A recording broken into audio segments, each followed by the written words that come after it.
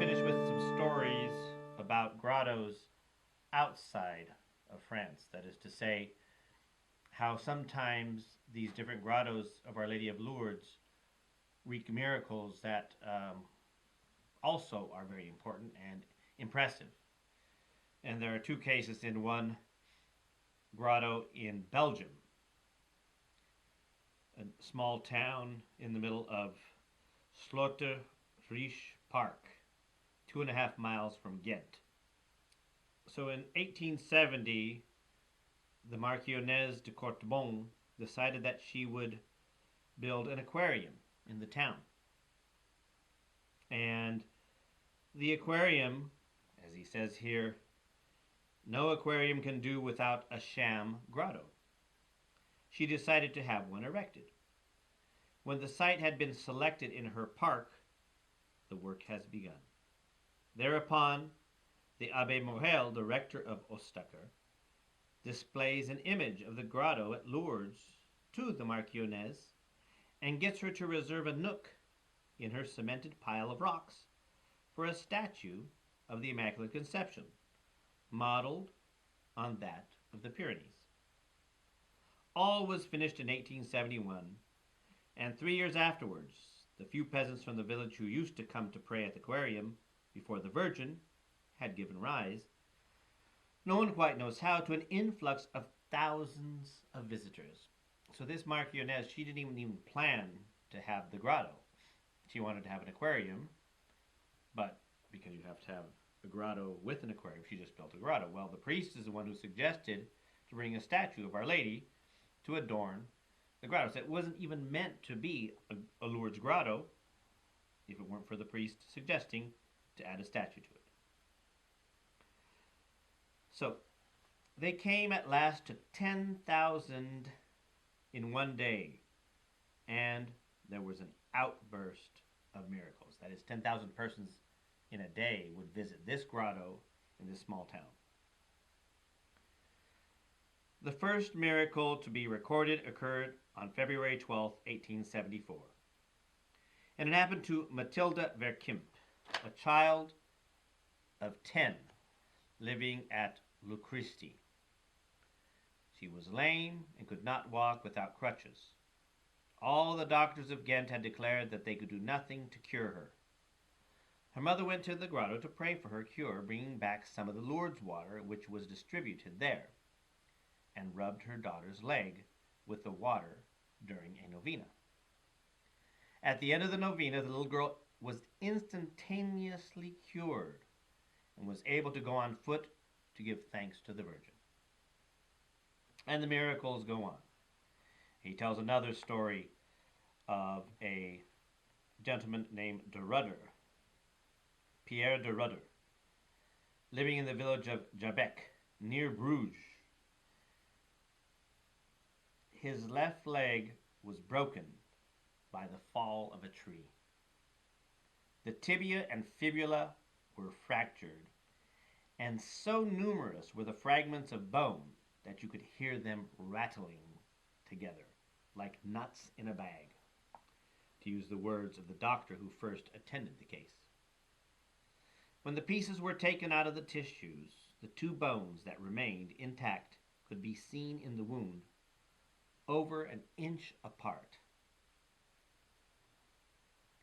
At that time, antiseptic treatment was unknown, and stout bandages were used in vain. But the two bones were swimming in pus and could never be brought to unite together. The lower part of the limb was no longer attached to the other and swung in all directions like a rag.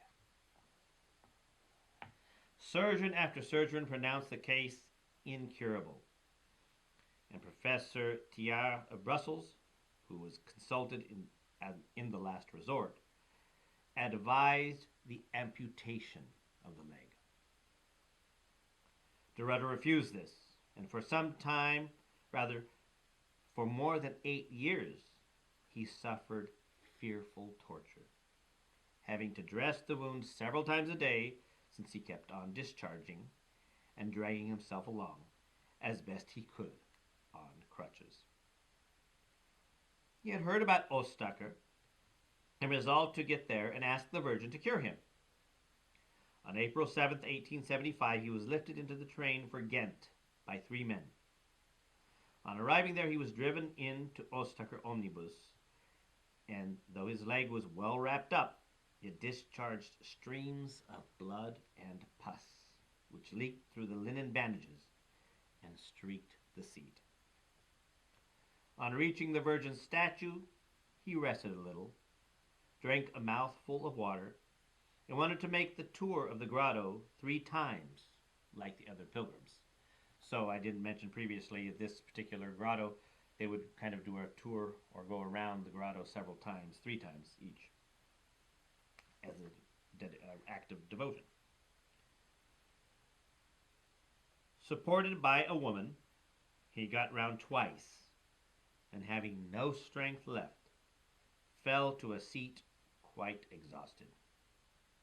He implored Our Lady of Lourdes to save him, and suddenly lost his senses, not knowing where he was, but on coming to himself, found that he was kneeling in front of her, and got up cured. There was no gap left in his bones. The bones had united, but he did not even limp, for both his legs were the same length. This prodigy caused an immense sensation throughout Flanders. 28 doctors took the case in hand. They made the most minute inquiries, superintended by both Catholics and unbelievers for the sake of greater impartiality. They cross-questioned all the practitioners who had attended him, all the villagers of Jabek who had witnessed the state of his wound on the day of his departure, all who had been present at the miracle. They subjected de Rudder to the strictest examination.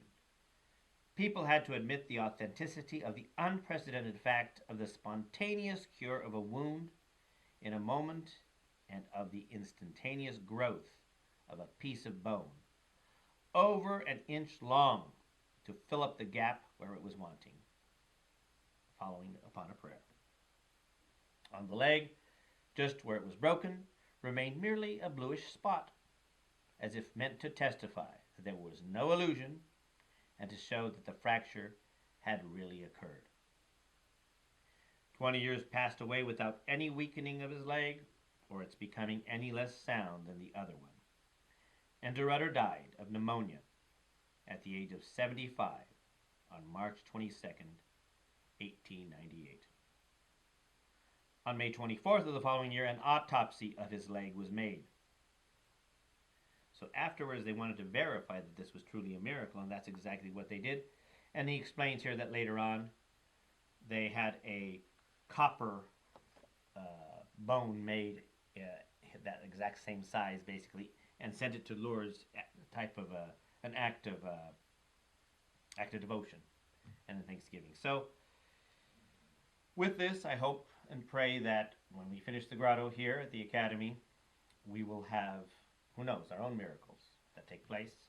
And we certainly know that Our Lady can perform these miracles, as is attested many times here. And despite what the atheists claim and whatever the scientists may say, miracles happened and unexplainably. With that, I close this, and I ask you to pray for the building of the grotto. We have a stone from Lourdes to place at the grotto. We have a stone from the grotto here in Emmitsburg, Maryland, that we're going to place there as well. And a statue is being ordered to be placed there as well. So with that, please pray, and if you can, make a donation for the grotto. We're very happy, and that gift would obviously embellish the glory that will be given to Our Lady with that.